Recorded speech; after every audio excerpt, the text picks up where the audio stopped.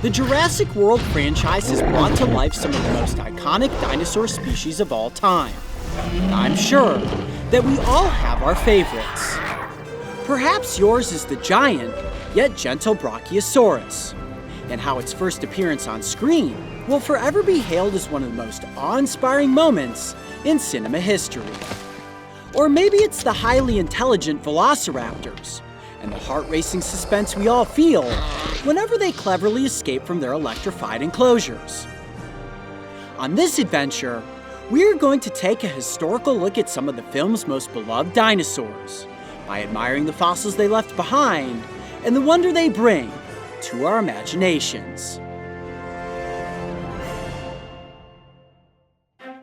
To truly understand the size and magnitude of a dinosaur, you must simply put yourself in the presence of one skeleton. And perhaps the best place in the nation to do just that is the Chicago Field Museum. This renowned location maintains one of the world's largest collections of artifacts and specimens, and it's their iconic Hall of Dinosaurs that will make the perfect backdrop for this episode. Joining me on this journey is Brian Switek. Bryan is Jurassic World's resident paleontologist. He has participated in numerous dinosaur digs across the United States, has authored several books, and is considered an expert when it comes to prehistoric creatures. Upon entering the Hall of Dinosaurs, we were immediately drawn to one of Bryan's all-time favorites. Cool. Beautiful, isn't it? Stegosaurus, one of the true icons from the Jurassic period, and of course a dinosaur that we recognize from the film franchise. Now, even as a plant eater, this is a pretty dominant creature to have walked our planet, and it's got some pretty cool features. The plates and the spikes.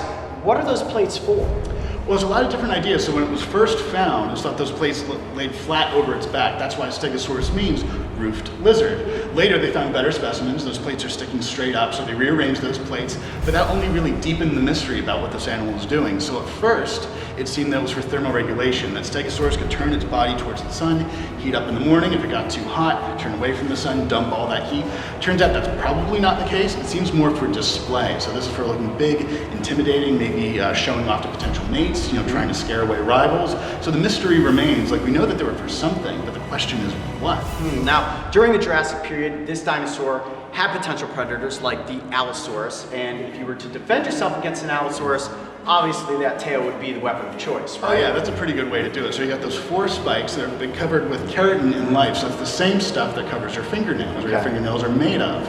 So they would have been even more imposing while this animal was alive. And it could swing that tail, swing those spikes at about 40 meters per second. So that's enough to pierce through bone. Wow. And we actually have an Allosaurus bone with a hole in it, just the right size for a Stegosaurus tail spike. So we think that this particular carnivore was trying to sneak up and then got the business end of Stegosaurus, walked away limping and learned his lesson. Wow, crazy. Okay, now when I think of Stegosaurus' tail, it certainly reminds me of that scene in Jurassic Park, The Lost World, when Sarah Harding has to dive into that log and whoosh, the spikes come down on top. Certainly one of my favorite scenes, but what is your favorite scene that Stegosaurus appears in? I think mine has to be just a couple moments before when she finds that baby, because as formidable as this animal is, it still had to hatch out of an egg, it still had to grow up, and when they were little, they were cute. They had big eyes, they had that puppy dog face. A baby Stegosaurus would have been absolutely adorable, and I think the movie got that just right. Okay, well let's move on from the Jurassic period and head toward the Cretaceous and see some other of those pretty cool dinosaurs. Absolutely, let's do it. Over the course of millions of years, as the Jurassic transitioned into the Cretaceous period, evolution gave rise to some of the most dominant dinosaurs to have ever roamed our planet. And one of them certainly needs no new introduction. Wow. Triceratops. Certainly one of my favorites, and without question, one of the most recognizable dinosaurs throughout history, and of course the Jurassic franchise. I mean, what would Jurassic be without at least the sick Triceratops? Right? I mean, Triceratops has pretty much been in every single movie in some way, shape, or form. And when we look at this dinosaur, as we know, it's an herbivore, but it's such a dominant figure in all of dinosaur history. And as people look at it, you think, well, obviously the horns and the frill. Let's talk about those features. Now, when I look at the horns, obviously that's used in battle or to defend itself against predators, but the frill is the one that I think probably has the most question. Absolutely, and there's been a lot of ideas about what that frill is for, and it seems to be related to combat, which you just brought up. So these dinosaurs, rather than fighting other species of dinosaurs, they're most often fighting each other. Well, when we walked up to the skeleton, we looked at it and said, wow, like such an iconic dinosaur throughout the entire film franchise. And certainly for me, the first moment when Grant and Sattler, Tim and Lex, Dr. Malcolm, they all walk up and see the sick Triceratops, and Grant lays down on top of it. I just absolutely love that moment. It was the first moment where human contacted dinosaur. I think it's a moment none of us will ever forget. How about you? What's your favorite Triceratops moment? Well, I'm gonna go with the gross one. So you know, Triceratops isn't actually in the scene, but the pile of dino droppings, because that makes it a real animal. Like dinosaurs pooped just like any other animal does. And you know, they were looking for what it ate to see why it was sick, and just, it was that biological twist to it that turned it more into a real animal and not just like a prehistoric monster. So Brian, everyone loves dinosaur battles, and when we were talking Stegosaurus versus Allosaurus in the Jurassic period, certainly the battle everyone wants to see in the Cretaceous with Triceratops versus Tyrannosaurus Rex. But how often would these two titans have actually clashed? It did happen, but probably not in the way that you might think. So it's probably not adult T-Rex versus adult Triceratops very often. Okay. That would have been incredibly dangerous for an adult Tyrannosaur to go after an adult Triceratops. It's like a lone wolf going after an adult bison, or a lone lion going after an elephant. If that carnivore gets hurt and they can't hunt anymore, that's it for them. So T-Rex is probably much like a modern carnivore in that sneaky. So it's probably going after the juveniles and the babies and all these little Triceratops that haven't grown up yet. And that might be part of the reason why we don't have very many young ones. There's only one baby Triceratops known. Part of that reason that we don't find them is that they're getting eaten. Now I know if I was a baby Triceratops, I would certainly be doing my best to avoid a predator like Tyrannosaurus Rex, which is probably a good point for us to transition into seeing what the audience has all showed up for. Are you ready? I am so ready. Here we go. This was the moment we had both been waiting for. The chance to see the world's biggest, best preserved, and most complete T-Rex skeleton before its new exhibit officially opened to the public, the one, the only, Sue. There it is.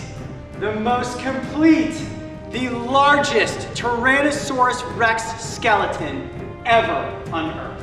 How about that? I say in the flesh only, not. Yes, just with the bones. Well, here's what I think we should do, Brian. Let's start at the tail and move our way towards the skull. In total, Sue measures 40 feet in length and stands 13 feet tall at the hips.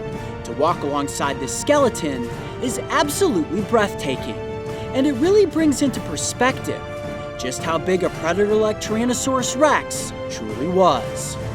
Wow, look at the size of this tail. It is absolutely massive, so big it barely fits in the room. Right, so Sue's about 40 feet long, about half of that length is tail. It's like it's a giant seesaw just with teeth at one end. Okay, so basically for balance. That's right, counterbalancing all that neat stuff on the other end of the animal. Okay, so tail, exciting, works for balance, but then we get into the feet. Guys, look at these feet, absolutely massive.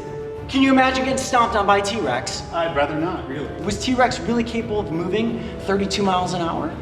Not quite, I'd say 12 to 25. 12 but to when 25. you consider how fast humans can run, that's still far more than needed to outpace us. Okay, now certainly the feet of Tyrannosaurus Rex played such a crucial role throughout all the Jurassic films. Just being able to add suspense, like in Jurassic Park when the T-Rex walks into the scene and that foot squishes down into the mud. Of course, in the Lost World, when that one guy gets stomped on and gets stuck in the foot, that was pretty crazy. And then of course in Fallen Kingdom, I love that moment with Carnotaurus when it pinned it down and inflicted that death wound. Exactly, and aside from walking, that's what these feet are good for.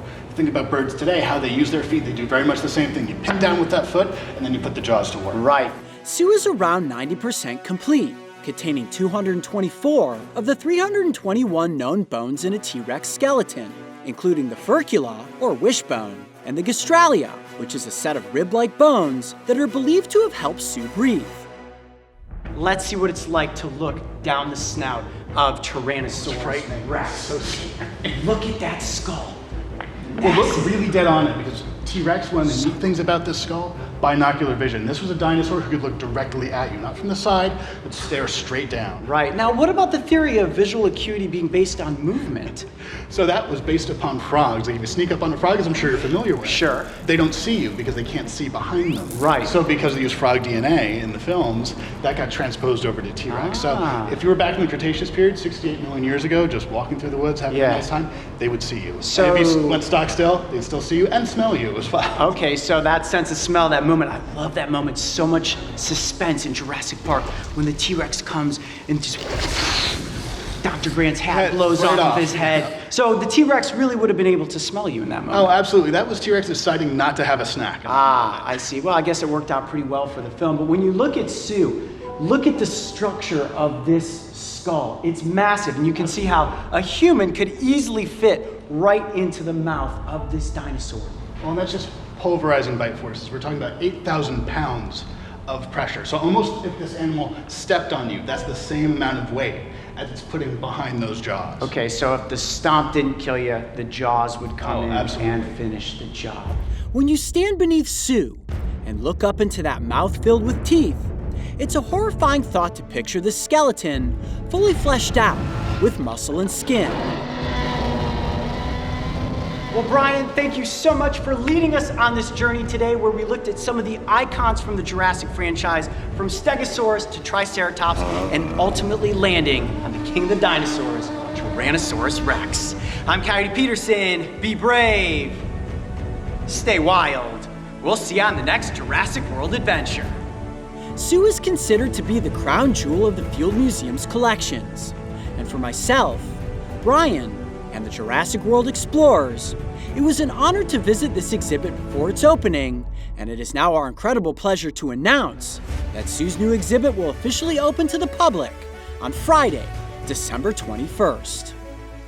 With the discovery of dinosaur skeletons like Sue, it's easy to see how creative minds have been inspired to bring these prehistoric icons back to life through films like Jurassic World. If you love the Jurassic franchise as much as we do, then make sure to go back and watch the films from Universal Home Entertainment that sparked an adventure 65 million years in the making. This collection is now available on Blu-ray, DVD, and digital download. Hey dinosaur fans, travel back in time to last week's episode as we take you behind the scenes at the Chicago Field Museum to get up close with some fascinating fossils. And don't forget, subscribe and click the notification bell so you can join the Jurassic World Explorers on our next prehistoric adventure.